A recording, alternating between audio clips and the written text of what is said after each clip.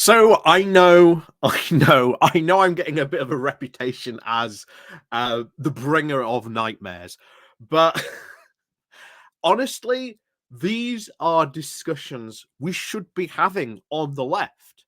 The left should not be afraid to get in discussions about foreign policy, about defense spending. I asked that question this very morning in my YouTube poll where I put it to you all.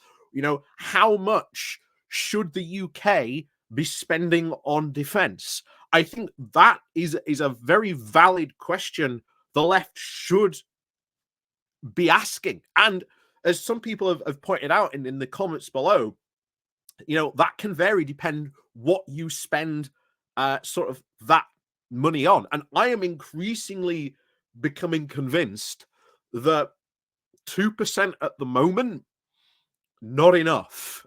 I think 2% at the moment is just not enough. I think 4%, probably the right amount. Now, why do I think that? Well, honestly, at the moment, the UK really, really needs to rebuild it up, its defense capabilities and its manufacturing capabilities even more so.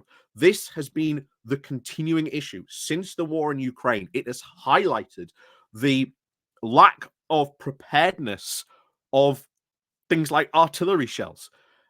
There was the big scandal right at the start of all this that the rate that artillery was being exchanged in Ukraine, Germany would have run out of artillery shells in 2 days. Not only that, at the moment, we are seeing countries really struggling. I mean, there is one factory, I think it's in Czechoslovakia, not Czechoslovakia, the Czech Republic. Sorry, a country doesn't even exist anymore.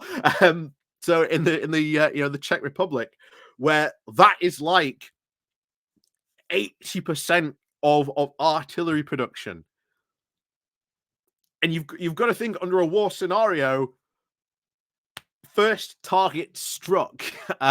So I think spreading out artillery production, even in the UK, building a new sort of artillery sort of munitions production plant would be a good idea. That would be a big job provider up here in the north. Recently, you've just had Tata Steel shut down, which again, absolutely disastrous when you come to think of it from like a strategic point of view.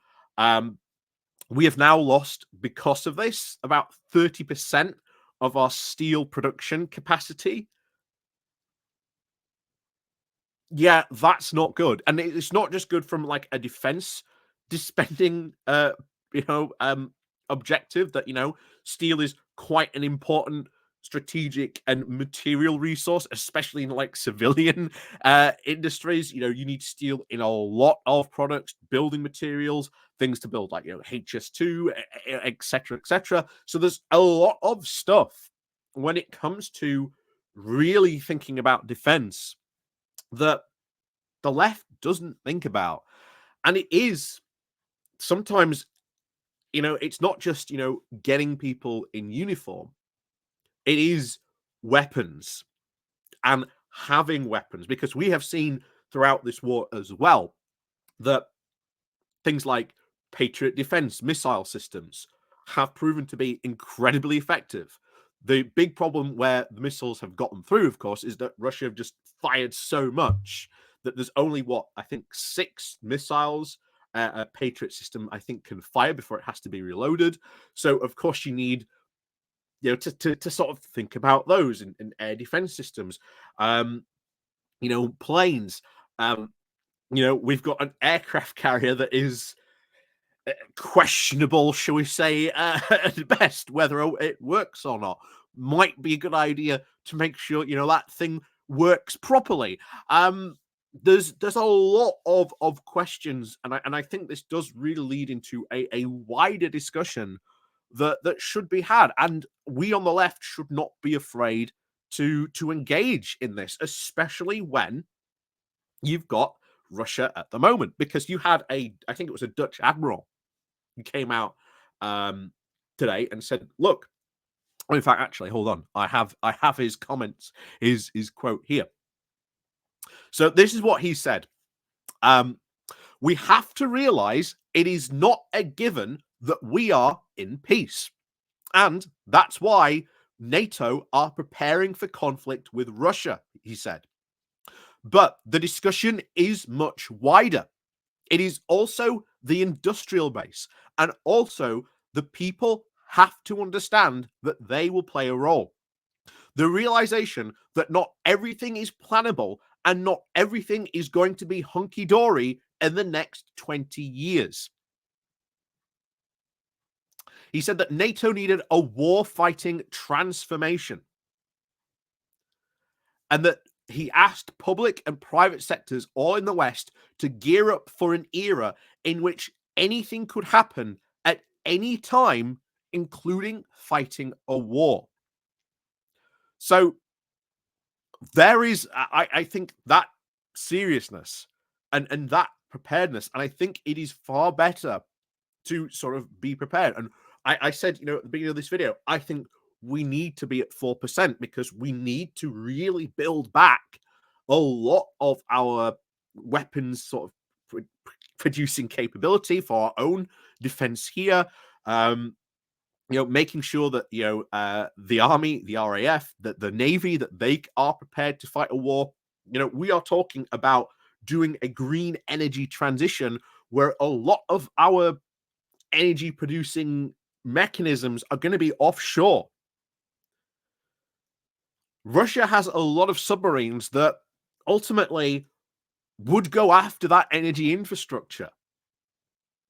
So we've got to make sure that RAF and the Navy have the capabilities to be able to protect that infrastructure, that if we are going to make that green transition, and that should we find ourselves in that type of scenario, that infrastructure then needs to be defended. And then you get an argument about, well, as good as it is to have stuff offshore, what about, bringing it onshore where it's also a bit easier to defend as well? So there's a wide, you can see this conversation starts a whole range of so many different things. As we said, the steel, that is, I cannot believe that happened. And to be honest, Labour should be absolutely having a field day with Rishi Sunak. The fact that he gave Tata Steel like 300, he gave them an absolute boatload of money to say, please don't shut down this steel producing plant, Tata Steel. And Tata Steel went, nope, and just took the money and ran. Again, we need to make sure that we can produce steel in this country. It is quite important. I'd like to remind people we are an island. So it is kind of important that we can make as much stuff as possible on here, because as we have seen with the Houthis, one of the reasons why inflation going up and a lot of key areas and sectors, why we're having a medicine crisis, not just down to Brexit as well. It is because of what the Houthis are doing here. The fact that the shipping is now having to go all the way around the Horn of Africa. 60% of the traffic through the Suez Canal has dropped off. So defense and defense spending and budgets like this should really be a topic of discussion among lefties, and it's a discussion we should not be afraid to have a talk about, and why we believe that. I can say I think we should be at 4%. My personal belief at the moment is we should be at 4%, and that is primarily because we've got to really rebuild a lot of our industrial capacity. A lot of our industrial capacity is gone, and it has been taken for granted that, for example, we would already have America potentially as an ally. Well, you're potentially looking at an election where Donald Trump might win. Donald Trump has very clearly said, NATO is dead. We ain't coming to your defense if Europe's attacked. So when that NATO's chief says, you've got to realize not everything is hunky-dory, and that we've got to be prepared for anything potentially to happen. I think he's right about that. And I think this is a factor where we have enjoyed a very, very sustained period of peace in Europe. And a lot of us have really taken that for granted that, oh, war could never happen here. When in reality, it's happening right now in Ukraine. There's a potentiality of it also kicking off in the Baltics again with Serbia and Kosovo. So we've taken a lot, I think, of this piece for granted and just assumed that, yeah, but it's something we need to talk about. I think it's something we need to consider. But anyway, let me know what you think down below as well. Do you agree with me on the 4%? I know at the moment 2% is winning at the moment with in the poll. But that's fine. We'll see if that changes throughout the day. I know that 3% is sort of closely sort of following behind it at the moment.